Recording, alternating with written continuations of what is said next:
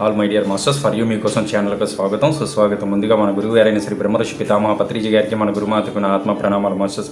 Okay masters, ఈరోజు మన గురువు గారు అందించిన తులసీ దళంలో గౌతమ బుద్ధుని గురించి తెలుసుకుందాం మాస్టర్స్.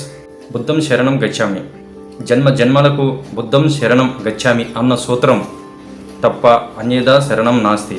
ఎవరికైనా ఏ లోకంలోనైనా, మానవుడు మొదటి జన్మలో అయినా సరే, మానవుడు మధ్య జన్మలో అయినా సరే, మానవుడు చివరి జన్మలో అయినా సరే, బుద్ధం శరణం గచ్చామి అన్న సూత్రం తప్ప వేరే శరణం అసంభవం. ఎందుకంటే పిల్లల నుంచి వృద్ధుల వరకు, పామరుల నుంచి పండితుల వరకు, సామాన్యుల నుండి అసామాన్యుల వరకు, శైవాత్మల నుండి వృద్ధాత్మల వరకు అందరికీ సరి సమానంగా వర్తించేది, సరి సమానంగా వృద్ధిపరిచేది తప్పితే విశ్వ సృష్టిలో మరొకటి లేదు.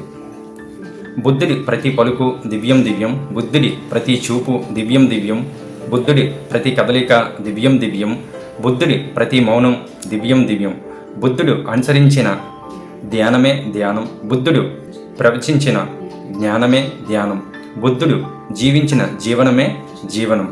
మాస్టర్స్, ధ్యానుల ధ్యాన రీతి, జ్ఞాన రీతి, జీవన తీరు ఆ గౌతమ బుద్ధుడి ధ్యాన రీతి, జ్ఞాన రీతి, జీవన రీతులతో సరి సమానంగా తూగగలగాలి మాస్టర్స్.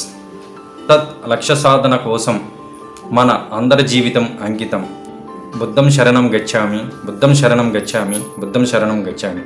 ఓకే మాస్టర్స్, మనం ప్రతినిత్యం ఎరుకతో ధ్యానం, స్వాధ్యాయం, సజ్జన సాంగత్యం చేస్తూ అందరికీ ధ్యానం నేర్పిస్తూ, అలాగే వైజాగ్లో మెగా పిరమిడ్ రావాలని మన గురువుల యొక్క సందేశం మేరకు సంకల్పంతో జ్ఞానం చేస్తూ ఉందాం masters. Thank you masters, thank you.